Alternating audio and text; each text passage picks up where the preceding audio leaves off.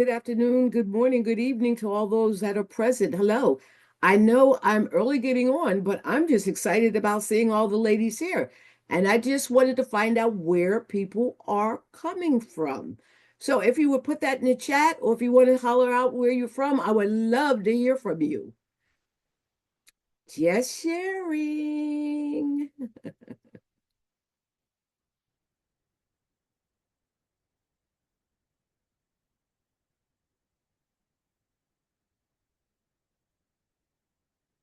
Ontario. Hi. There's one of our guests. There's Tracy. And we have Shalyn Phillip from Ontario. We have Yanni from New York. All right. Who else is here? Who else is here? Well, we just want to say hello, hello, hello. Lucy is with us. Hi, good afternoon. So we are really excited about being here, and we're going to start a little early because we are here. And I'm excited about the conversation. I'm telling you, I have been studying and getting all different perspectives. And I just want to tell you how excited I am. Greetings, I'm Loretta Green Williams. I'm the founder and Chief Executive Director for Women of Concern Professionals and Strategic Conscious Networking. We want to thank you for being with us today. This is our 5th annual Women's History Month discussion. We decided 5 years ago that there's some critical discourses about the intersectionality of leadership and women, the inequities and the opportunities that we could discourse. Now, WCPSCN, we do believe in gender equity and equality, and that is the core value of everything we do.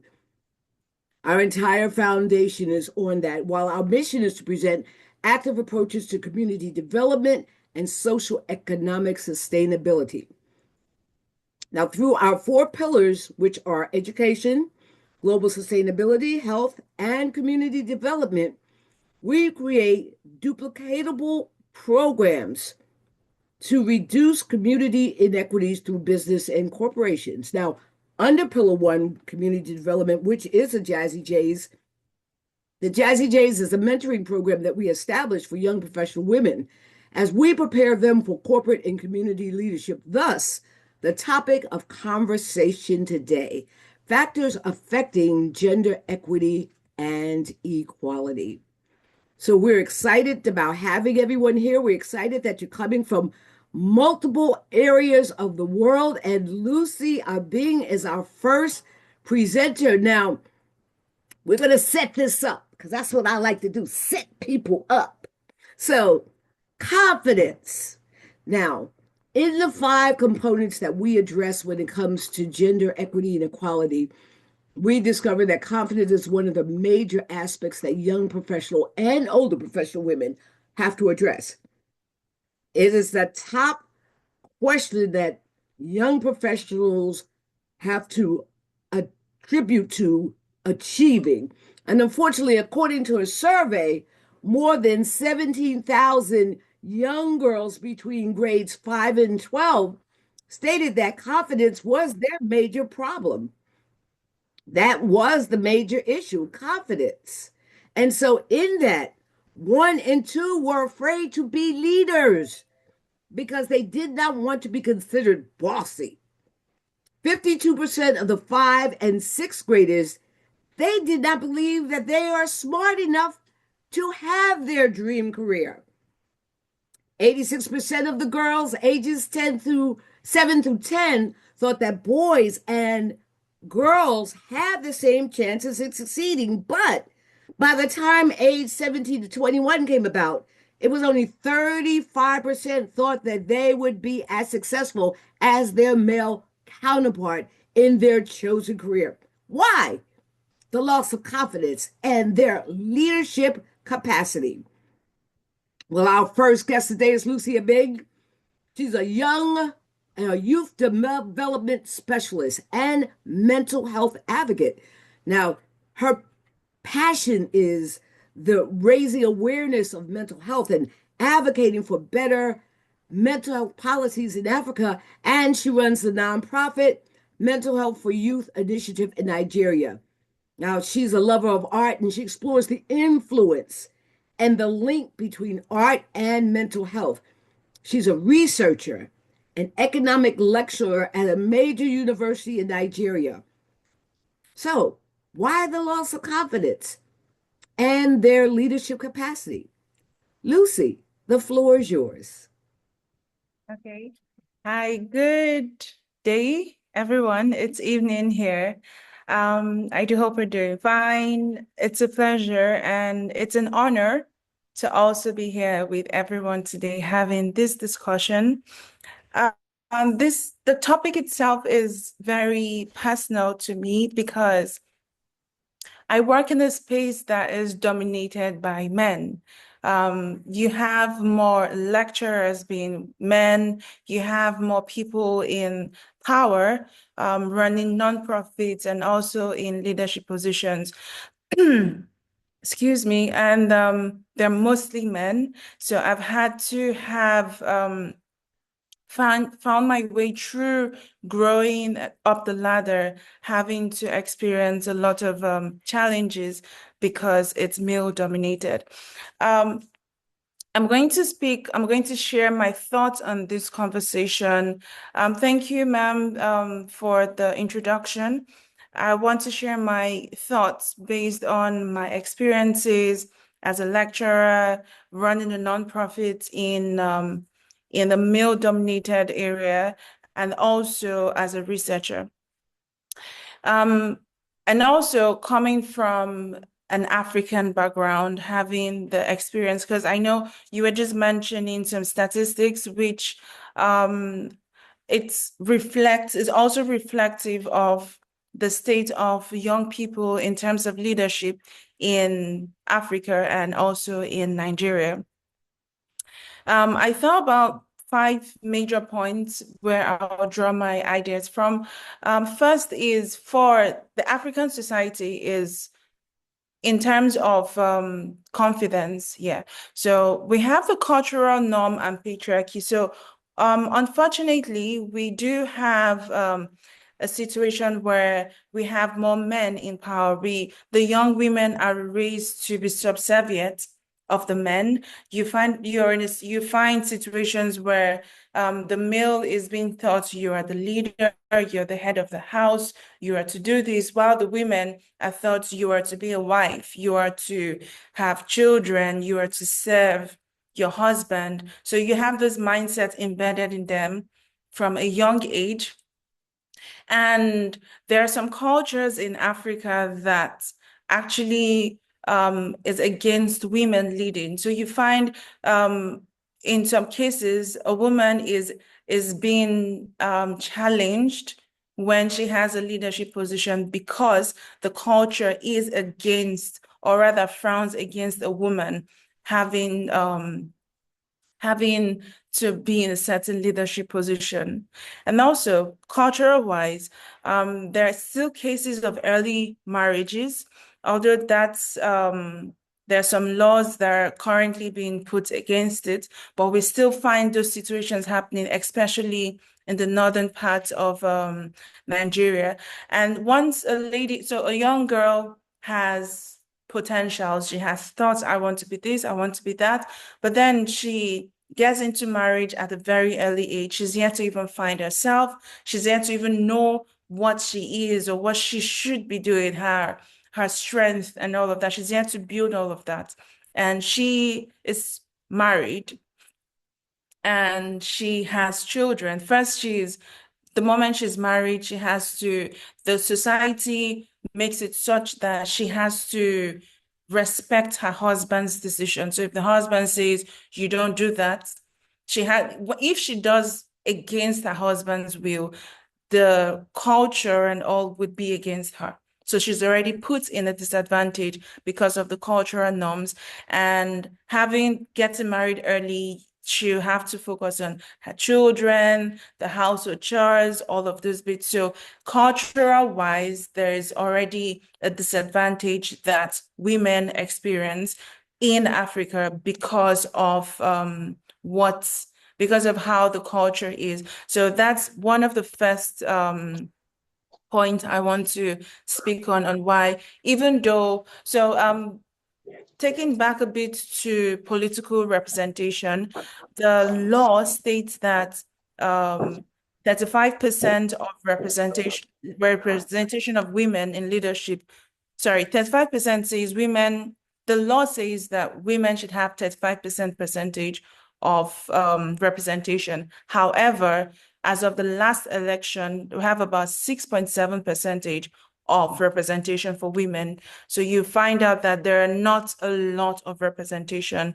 even though there are laws already put in place. So even the culture at this point is a bit more, it still has the overpower on what the policies have been made. And again, because of this poor representation, which takes me to my next point, which is poor representation. So now, like I said, there are very few women in political leadership. There are also few women in power, in ministries, in being head of offices, running organizations. I can tell you, I have only had about 2 or 3 meetings with women in political offices. So if I'd had like 100 meetings in the past 6 years, I've had maybe just 3% with women. And that's not because I don't want to, but that's because most of the processes and positions are all male dominated. So now we find a situation where a young girl she looks around and all she sees are her brothers, her uncles, her dad, everyone around her the male are the leaders. And then it's hard to look up to some certain women to say, oh, there are a lot of women doing this. Maybe I should.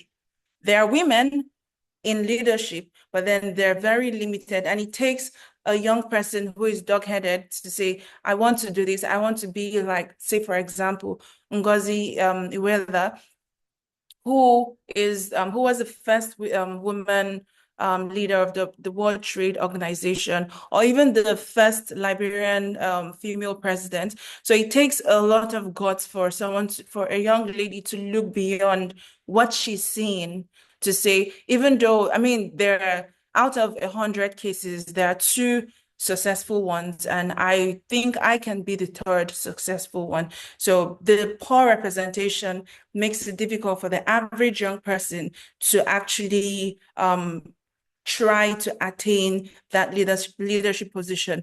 And unfortunately, it also has a psychological effect on the young people, because you think, what might be the problem? Why are there not many women in leadership?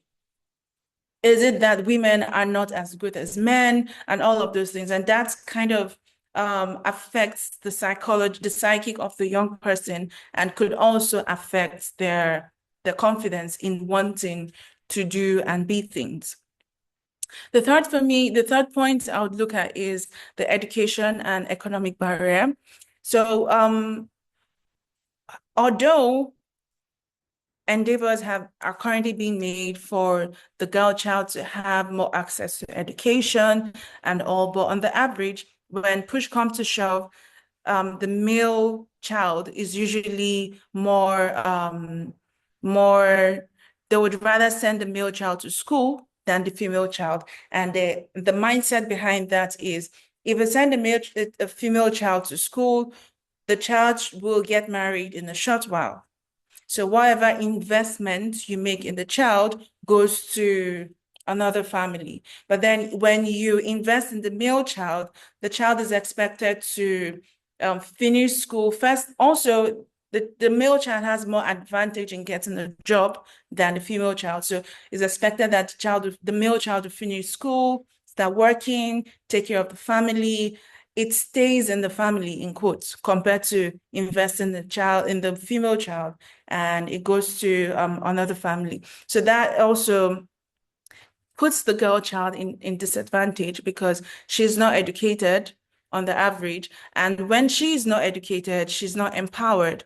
When she's not empowered, she's unable to think, to even have the confidence to say, I want to do this, because there are no opportunities that are in place for her to even start learning from a lower level, trying to build her leadership skills and all, because from the household, she is being told you need to be subservient of the men and all of this. So the educational barrier actually affects the girl child's opportunity to,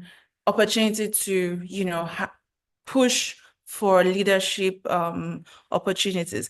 And also, most times when like I mentioned earlier, some of the young persons get married early. And once they're married, sometimes the husband would say, I want you to stay at home, be a stay-at-home mom, and take care of the children.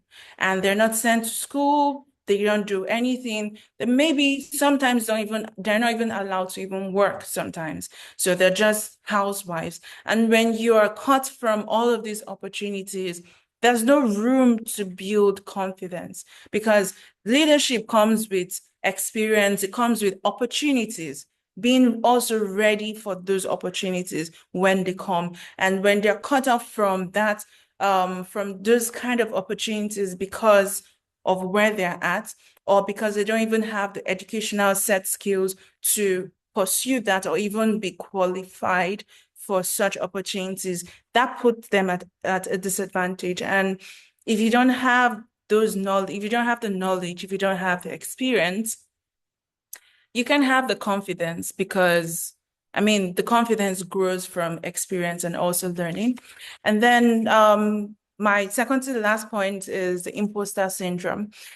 We find that a lot of times so this really speaks on confidence and self-doubt. So you find that when you grow up in the community or a society where there are always men, so there are some positions that is, in quotes, traditionally for a man. And then you see like the president usually being a man, and then they leave the position of the vice president for a woman.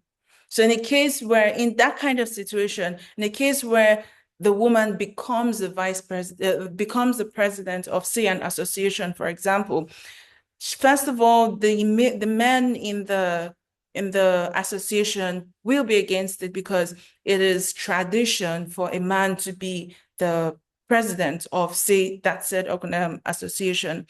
And they're more hostile to the women. They criticize things more. Even let's even use driving, for example. When an accident happens, when you're in a car and an accident happens, the first thing people presume is, oh, it's a woman, because the woman's already looked down on not being able to be as good as a man. How much more in leadership? When mistakes are made, we're humans, mistakes are bound to happen. But when mistakes are made and is done by a woman in leadership, she is more criticized. And she do not also have the kind of support that men usually would. So you find that women have to work twice as much. They have to try to prove themselves twice as much than the men, because the system is already against them. And the moment they do anything that's wrong, they just be like, aha, this is the reason why we do not want women to be leaders, because you're this, you're that. So women are really careful. And in all of these, when you keep being faced with a lot of criticism while being a leader, you find yourself doubting yourself sometimes. You find yourself being extra careful, so much that you make mistakes in being extra careful. So your confidence sometimes is being trampled upon by the people, even by women. So it's not even just a male against women. Even some women already have the patriarch mindset to say a man should be this, and then they just are against the women. So in terms of all of these could affect the confidence of a woman in leadership. And once your confidence is affected, you wouldn't do so well as a leader, because that's the core of being a great leader. So it takes a level of dog-headedness, takes a level of resilience, a strong mind to really push beyond all of this. There are women who have actually done beyond all of the pushbacks and all. They've done extra to actually prove to the people to say that I can do this and I will be able to do this. Given in this context, let me also mention there was a minister, the Minister of Humanitarian Affairs. She was removed from office sometime last year. And what she did, if it was a man, there's every likelihood that she would not have faced what she faced. And then there are a lot of conversations on, because we're also pushing, this current government is also pushing for youth representation. So she was a youth and she's also a female. So she had a lot of backlash to say, oh, this is why we don't give women leadership positions. This is why young people shouldn't do this. So the grace that would have been given to a man was not given to her because she was a woman. And then the last point I'll talk about is the institutional and structural barrier. I've mentioned politics. Now, in politics in Nigeria, you need a lot of money. And most times, even the men need godfathers and sponsors. And most of the sponsors are still men. Now, or else you have a man supporting you or you have a godfather supporting you, the woman may not have that amount of money to run for office. And that already puts her at a disadvantage. That's on the political side. Now, on our biological side, most women are not, they do not climb the ladder as fast as men. I think this is also worldwide because most times they wouldn't want to employ a married woman because she could get pregnant at any point and she would ask for maternity leave and she has to leave and we have to pay her. So because of that, they would rather a single person, a single lady to take up a certain position. And when that happens, it discourages women. So you find people who are career-driven that have actually sacrificed having families to grow their career because the system is against it. It's already structured against them because they cannot have the maternity leave, they cannot have the sick leaves. Also, so like 3 weeks ago, I had one of my volunteers for my organization. She left where she was working because every month she has her period comes with a lot of pains, so much that she can't even move. Sometimes she has to be taken to the hospital because of how severe it is. And she spoke to her boss, who is a lady. She told the woman the first month that this is what happens to me during my period. I'll not be able to come to work. And because that's happening, she puts in extra effort in other areas when outside those days. She tried to volunteer more. She tried to do things outside her purview of what she's supposed to do. Now, it happened the first month, the woman said it's fine. The second month, the woman was upset. And this lady was like, I had explained to you my situation. It's not because I don't want to. I cannot come and it's not something I can control. And the woman was upset. And it happened the third month and she had to resign. Now she resigned mainly because this is a woman, I'm expecting her, I quote, is a woman, I'm expecting her to understand how I feel. But then she just keeps acting like she doesn't know what it feels like. Now, the volunteer left where she's working and her boss was a woman. So imagine how much more for people who have men as their bosses, who most times the men that you'd hear them say that women fake period pains, women fake the stress of pregnancy. And there's no empathy given to women at this point. And this affects, you find people losing their jobs, find people not being promoted to leadership positions because of these biological factors. So that's there are no systems put in place in institutions to help women at this point in time. And I think I'll just stop there on the points, and I would love to end with what now? What's the take for three? So I was thinking, what's the take for young women? So in my opinion, um, to look beyond what is, to look beyond what you're seeing, to look beyond the challenges that you're facing, and first build yourself as much as possible. Try and short courses, any opportunity to volunteer, any opportunity to network, opportunities to also find mentors, especially people in the field that you want to grow in. So with that, you're able to position yourself for leadership opportunities, and also position yourself to actually have the experiences that can help you grow. To the society, my thought on what actions should be taken is to be more lenient on when we're talking about equity, which is fairness, right? So there's a need for the society to not criticize women, to give women the grace they give men.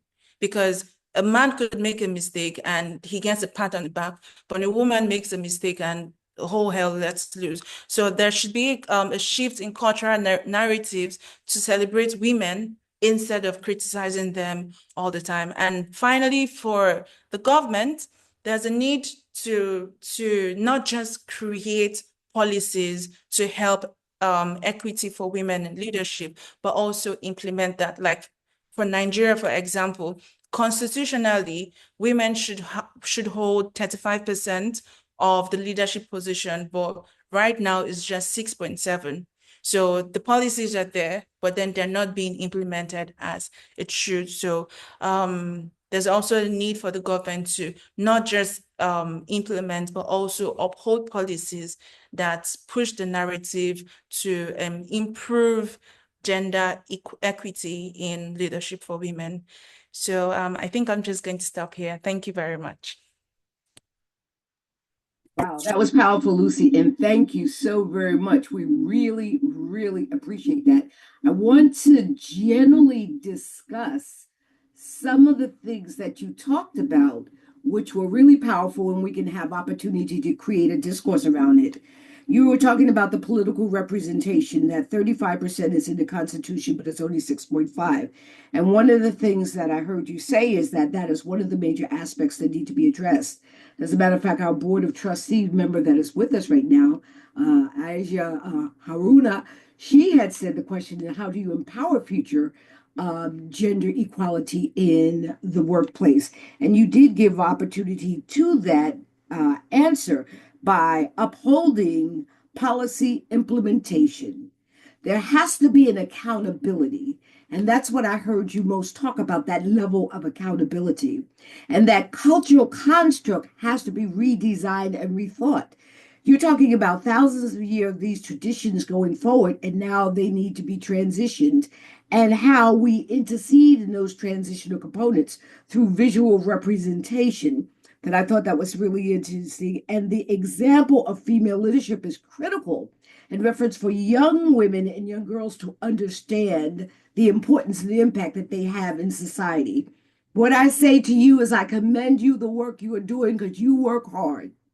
You really do. And we see the work Very you're much. doing here at WOCPSC, and you partner with us a lot of events that we have with what our board of trustees that are there in Nigeria as well. And so, are there any other questions or comments? Lucy gave us a lot of information. Woo! I'm gonna have to go back to this, write it down, and get back with you, baby, because you were just Thank you moving. very much. Thank you very much.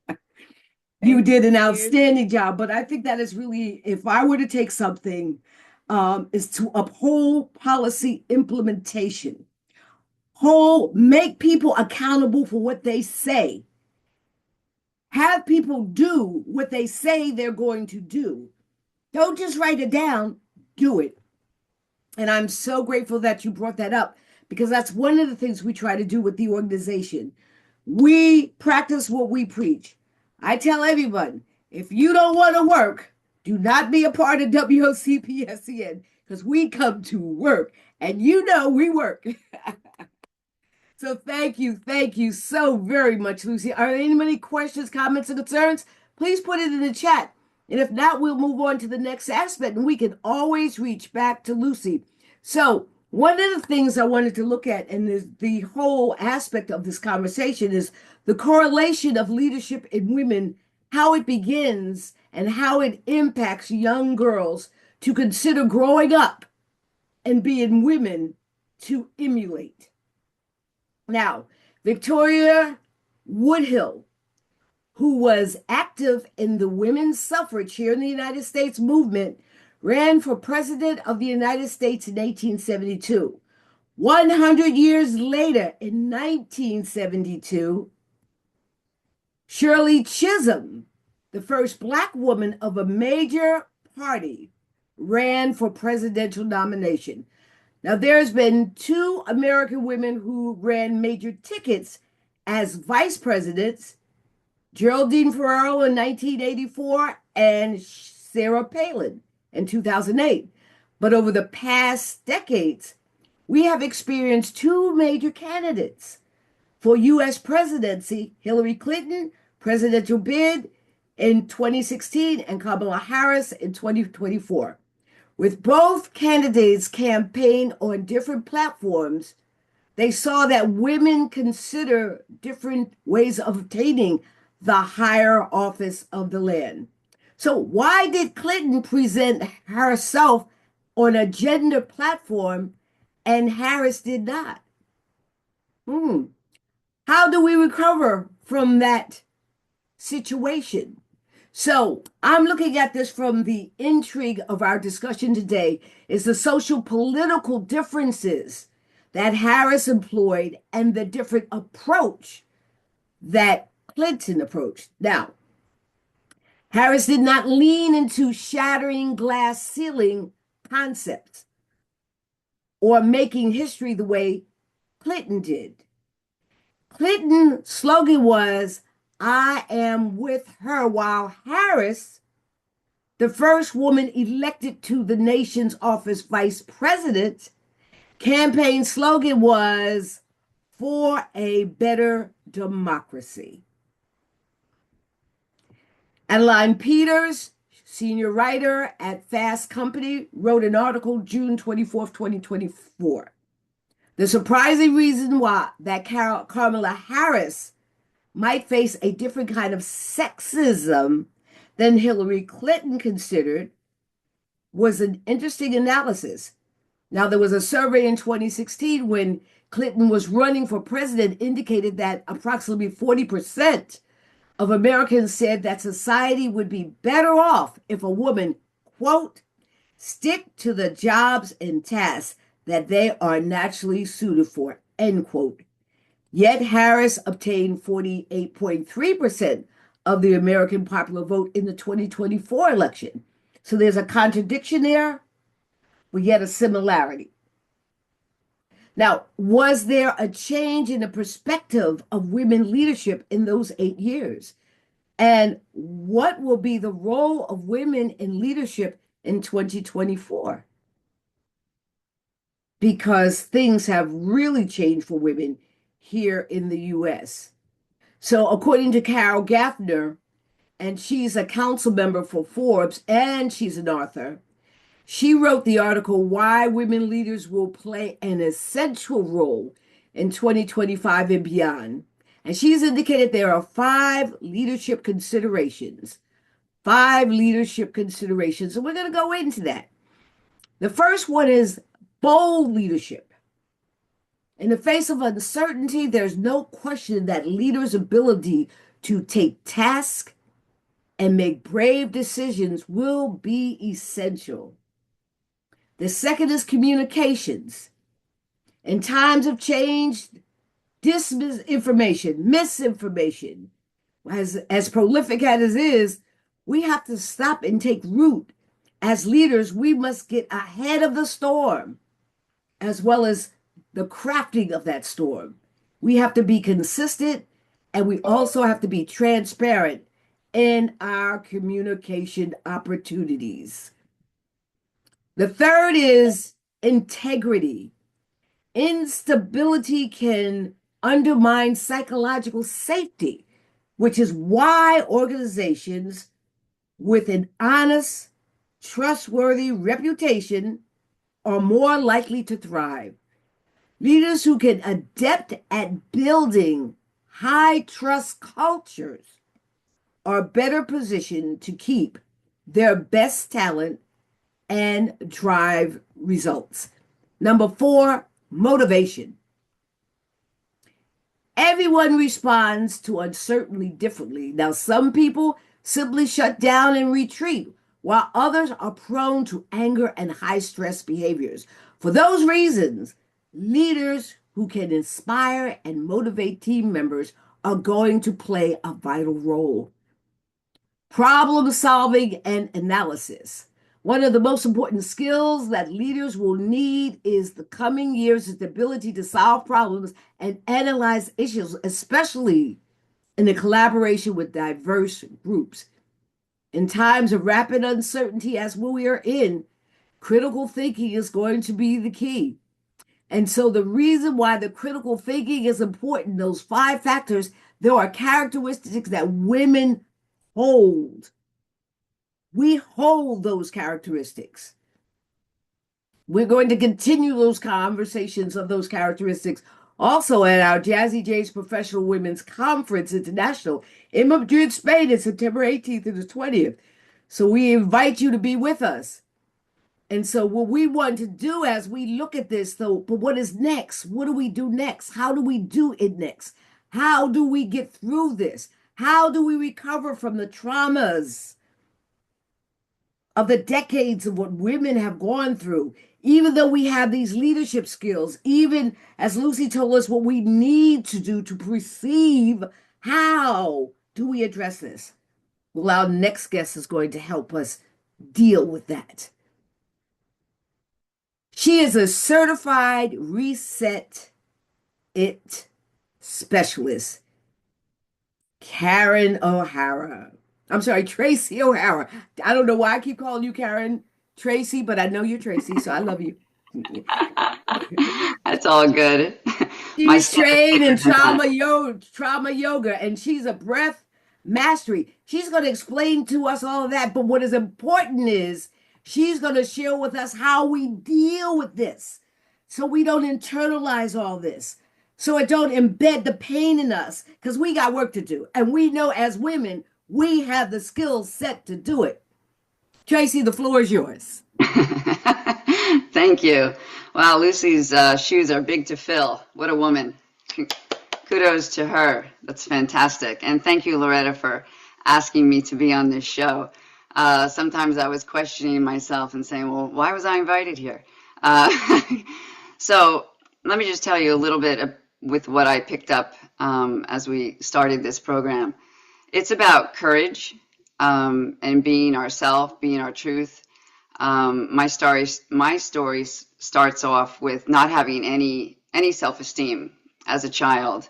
I deal with people that are stuck in their programming, and what Lucy was talking about, what Loretta is talking about, the programming on women is intense, and it's that we need to break through. And there aren't a lot of skills out there to do it, but let me just back up.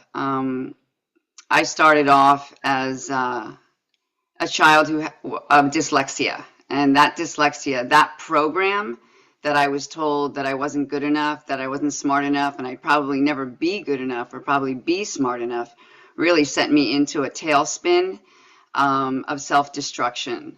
1, growing up feeling incredibly insecure.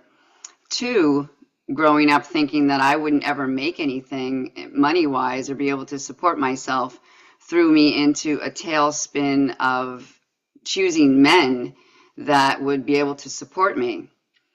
Now, in doing that, the physical, the mental, and the emotional abuse was absolutely torturous, so much so that I was suicidal for many, many, many, many years. I just thought, why am I on this planet?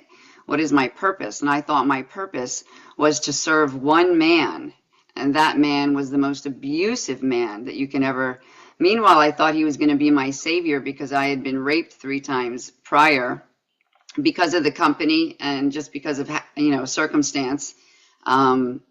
And so I was looking for a savior, again, falling back on that program of being dyslexic, not being good enough, that I thought that I would never be able to stand on my own 2 feet. So I became enslaved through sex, through emotion, physically, mentally, and emotionally, to this one person that I thought was going to save me, who was the worst abuser I could have ever been involved with. Narcissism. That's another situation that women find themselves in, that they need to actually reach into the gut of themselves and rise up, because that is really intense. Being involved with a narcissist is just such a challenge. I was grateful I never had children with him, because that would have been the tie that tied me to that person. Coming out of that relationship almost killed me. Then I fell into severe alcohol addiction. Meanwhile, all of these put together just makes you feel like you have no voice on this planet. I've been through 10 therapists and actually 10 rehabs, which blows my mind when I think about them. Some of them were long term. I've also been in jail twice for a good period of time. It wasn't overnight. It was a good stint of jail. Through all of this, through the grace of God, I had an awakening, and that awakening told me that, Tracy, I am good enough. Stand up and go serve. So I started to do that through a modality of Kundalini yoga, which it's not the yoga out there that you think of. That has been commercialized. This is a deep spiritual yoga which will actually change your life. It taps into the nervous system, and it makes you actually experience love. And when I experienced that self-love, it filled the void inside of me that was there the size of a cannonball. It filled that void because I was able to reach in and actually touch my own spirit. And when somebody does that, it gives you all the courage, all the self-esteem. It gives you that stance in your spine, and it gives you tenacity, because you are it. It is you. So that's my story in building courage, because there is, what Lucy was saying is so right, and she's talking about in Nigeria, and there's still some of that here in America. Through the grace of God, I was able to step out of that and build confidence, because I did tap into my own spirit. And through that, I taught that modality to thousands and thousands of people. I've done retreats all over the world to bring that modality to men and to women, to tap into that courage, that self-love, that, it's spoken about, but actually can we really relate to it? And that makes all the difference. So with that, teaching for 18 years, this other modality of well-being, self-healing fell into my lap. It's called Reset It. And all of the programming that Lucy was talking about, and as human beings, just human beings, not women, we're programmed. And 95% of our thoughts, which we think 60 to 70,000 thoughts a day, 95% of those thoughts come from programming. And when we are working, living, speaking, acting, we're not thriving through that programming, because it doesn't belong to us. It belongs to whoever programmed us with it. Now, that programming wasn't brought on through malicious. It was just they didn't know any better. We know better in this century. We as women know better. We as human beings know better, but we don't know how to get out of our own way. This is a process of 6 steps. It's using neuroscience and quantum physics. Not that anybody needs to know that, but it's 6 steps to actually reset the things that don't belong to us. This programming that keeps us stuck. It doesn't allow us to reach our optimal potential, because it just keeps getting in the way. We as human beings think in a loop, and thinking in a loop means that the subconscious is constantly looping us around. Like when I was dyslexic, or I am dyslexic, but it doesn't own me. I just kept thinking I'm dyslexic, I'm not good enough, I'm dyslexic, I'm not good enough, I'll never be good enough. Well, this technique, one of my first revelations in using this technique was, wow, that's not who I am. That's just something that somebody told me. Yes, I have challenges in other ways, but that doesn't mean that it needs to hold me back and it needs to keep me hostage. I am still one with everything. I have power. I have voice. I can speak. I can act. I can rise up. And that's what this tool gives you, because I work with women of abuse that in 90 minutes, they realize like, wow, okay, that happened at one point. Yes, but I do not have to live through that constantly. I do not have to live through these words of other people's. I do not have to live through the government words and all that's going on. I don't have to live through that. I just have to be me. I have to stay middle of the road and understand that these are things that are flying around out there, but they don't have to be, I don't have to live through them, absorb them, speak them. They're not mine. And one way, excuse me, one way to understand that you are functioning through a program is that you're angry, upset, low self-esteem, depressed, anxious, feeling less than. Anything that's not making you feel valid is a program. And I'll say it again, we are living through a programmed mind. And by the age of 35, all those programs start to work against us, because now we're 35, we've lived through the schooling, we've lived through we've lived through our parents, now we're coming into our own. And it really starts to hit us right when we're in our 40s, our 50s, our 60s, especially, and it's not just women, it's men. I have men that are super confused, especially with these times. Women are really starting to step up and men don't know where they're supposed to go. So there is a dichotomy going on here. But we as human beings all need to reset what doesn't belong to us, so we can see through the fog or the shaded glasses, and we can move forward into who we're meant to be, who God gave us that gift to give to everybody, and mostly to ourselves, because when we're fulfilled, everything comes from that place of fulfillment. Nothing comes from anger or feeling less than or desperation or not knowing, because we know what we know when we connect and reset it, which is 6 simple steps, will teach you again to remember the essence of who you are. I think that's all I have to say at this point, Loretta. Thank you for the opportunity to let me share my story and a technique to well-being. And it's super simple and it's super, super affordable compared to what's out there. Absolutely. Well, we're excited to have you, Trace, and we're excited to hear your story. And it's really interesting. And I'm just sharing with everyone, I was not aware of her story, but her story is also in line with what? Our Walking in Silence for the Silence Domestic Violence Solidarity Walk. So you and I will talk offline, because I'm definitely going to get you engaged in that conversation. And so we are really excited about where we took this conversation.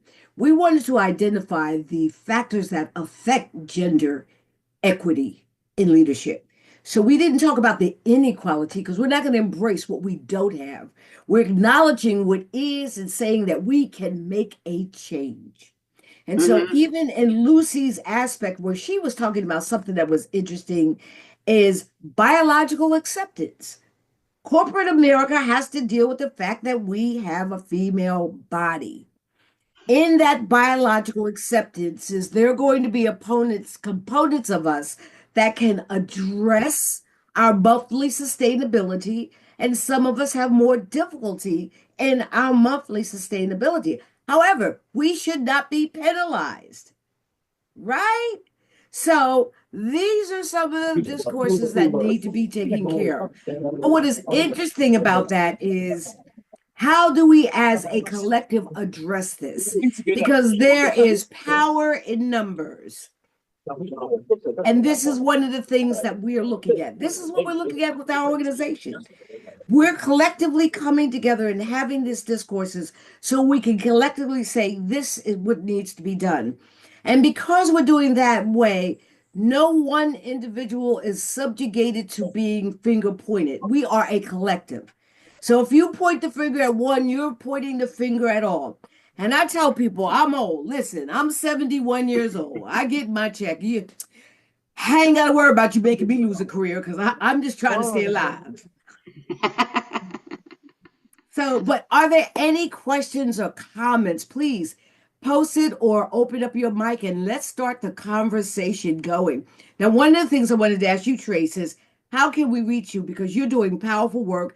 And I'm sure some of us here or those that will be listening to this at our web channel, our YouTube channel, WCPSCN, our YouTube channel, might want to reach out to you. How can they reach you?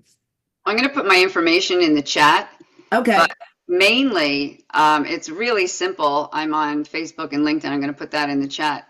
But you can reach out to me through Tracy at reset-it.ca. It's founded out of Canada. That's why it's a CA, not a .com. Mm-hmm. So that's always a great way to reach out to me. And like I said, I'm going to put this in the chat. Oh, shoot. Hold on a second to set my mic off. Yeah, I'm here to answer any questions that anybody might have, any curiosity about this Reset It methodology. I will say it's one of the most powerful things I've ever done or I've ever taught, and it's the simplest that I've ever taught because it's the fast super way. It's the super highway to mindfulness, and I speak that from experience. So I put my information on the chat. Yep, and we do see it on there. We're really excited. Your number is there, your calendar, your website, your business card, LinkedIn, and Facebook. Absolutely. And if you want to reach out to WOCPSCN or myself, listen, we started on LinkedIn. People don't believe the story, but it's true. 2009, I decided that I wanted to do something and saw these women groups. And I said, I wanted a women's group. And I created WOCPSCN. And then we go, well, why such the long title? Because everything in our title tells you exactly who we are. There's no questions, no considerations. No, well, really? No, this is what we do. The networking side is our DNA, and this is part of our networking. Coming together and talking about the tough issues that people may not want to talk about, but may not have a platform to talk about it. Then we've come together and we realize that there are commonalities globally that women are addressing. Issues of women being accepted in reference to their credibility, that's a global crisis. Mm-hmm. Just doesn't happen in Africa. It's here in the US as well. Yeah. I've heard it in other countries as well. So there are commonalities about this being female. There are commonalities of marginalities of internal colonization, external colonization, segregation, sexism, just multiple isms that we have to address, and we have to learn how to remove those shackles. Definitely. We have to learn how to remove those shackles. Well, one of the things we want to share is we definitely want you to go to our website and see what else we are doing, particularly with Women of Concern Professional and JazzyJZ. And one of the great things we're having is we're really excited. We are having an international conference. It's the Professional Women's Conference International that will be taking place in Madrid, Spain, September 18th through the 20th. Now, the JazzyJZ mentoring ensures that young professional women are prepared for corporate and community leadership through our 5-point leadership platform, which is work equality, building alliances, generating revenue, bringing consciousness to unconscious biases, and career advancement and opportunities. And we're going to be addressing all of that on an international level when we are in Spain. Because one of the things that we've seen is that the way the globe is becoming smaller, we have to connect. We have to create those partnerships in order that we can fulfill and obtain some of the goals and objectives that we're wanting to achieve. So the information is on the website. Please go to wocpsen.co or .com. You'll be able to see the information on the page there. You can always reach out to me about that. I'm really excited about it and some of the interesting components that are coming forth in that. Also, a part of that conference, we're having the JazzyJZ Achievement Awards. Now, the Achievements Awards are named after women in jazz, of the jazz genre. And it's because jazz is improvisational, it's syncopation, it's a forceful rhythm. Don't that sound like women? That sound like us. So that's why it's called the JazzyJZ Achievement Awards. And we're looking at organizations, corporations, individuals, communities that are doing the work. We want to acknowledge them and honor them for the work that we're doing. And we're really excited about it. The awards are the Billy Rogers First Achievement Award. That's for someone first woman to do. We have the Mary Lou Williams Growth Achievement Awards. It's for young businesses and professionals who are excelling. We want to motivate them. We want to keep them going. The Sarah Vine Community Achievement Award is given to communities or global advocacy programs and organizations. The Clora Bryant Improvisational Achievement Award is given to individuals or organizations that collaborate, do collaborative work.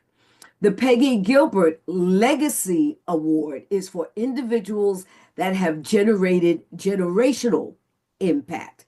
And the JazzyJZ Contemporary Achievement Award, that's for young leaders just getting started, just getting their feet wet. We want to say, keep going, baby. Don't stop now. Keep going. We got you. Sometime, the last time we had this, we had an achievement award in New York, and we gave it to a young lady that's actually our banker.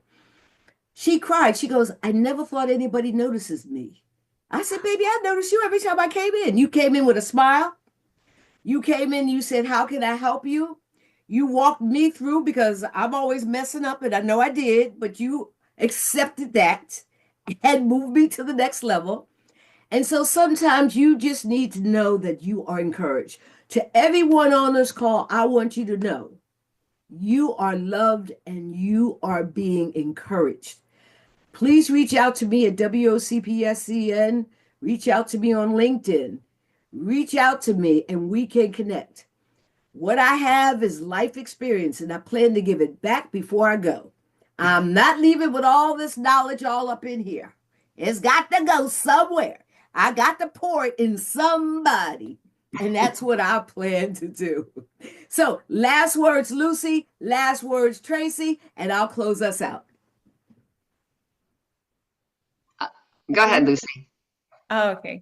All right. So just thank you once more again for this opportunity. It was really exciting, and I do hope to have more of this in the near future. And Tracy, your story was really, really inspiring, and I really want to learn more about what you do. So I'll reach out to you after now. Yeah, thank you. So thank you everyone for listening. Thank you, Lucy. You're, like I said, you're a very dynamic woman. Keep on doing what you're doing. It's fantastic. You're going to change the world as you are. And Loretta, thank you so much for inviting me today. I did meet Loretta on LinkedIn. We had a one-on-one, and I was just blown away by her dynamism, and we connected right away. So again, thank you so much for allowing me to be here and to speak and to tell a little bit about my story. It's always kind of strange to tell my story, but I am driven, as that message came to me in 2007. Go up and get up and serve. Stop wallowing in your shit. So that's what I try to do. And thank you again for meeting everybody on this and allowing me to speak. Have a beautiful day. Absolutely. It has been a pleasure. I'm so excited for the conversation.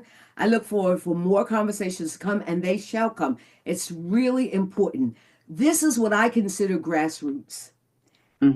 Us having these discourses, we've all had, oh, really? Aha. Those are aha moments. And we're all in our not. We cannot not do this work.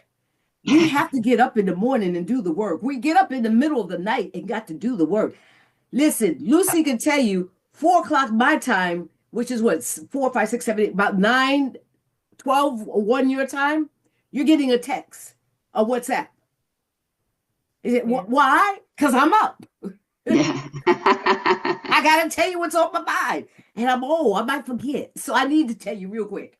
So, but the wonderful thing about this is the passion, the desire to see social change. I feel it and I see it in all of you, and I'm very, very excited. We want to thank our Board of Trustees member, Aisha. Do you want to say anything very quickly? Because you have an event coming up on April the 7th. You want to talk about that?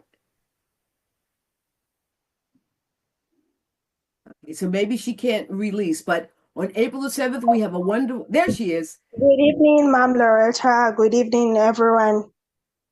I think you've said it all and you've answered the question. It was a very insightful and interesting talk shared by both ladies.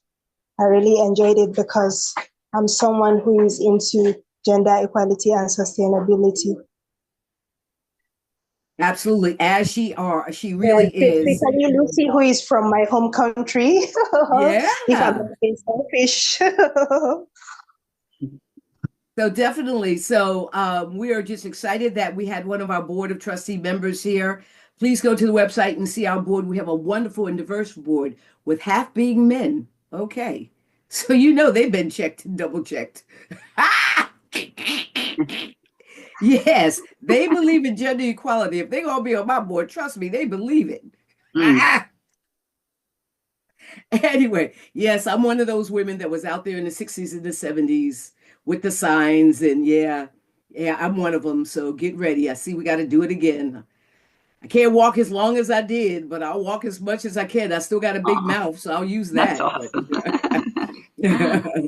So thank you, thank you, thank you. And we look forward to talking with everyone soon. Be blessed and thank you on behalf of WCPS and Executive Board of Trustees. Have a good day. Thank Thank you. you. Have fun. Thank you. Goodbye, everyone. Bye-bye. Ciao. All right.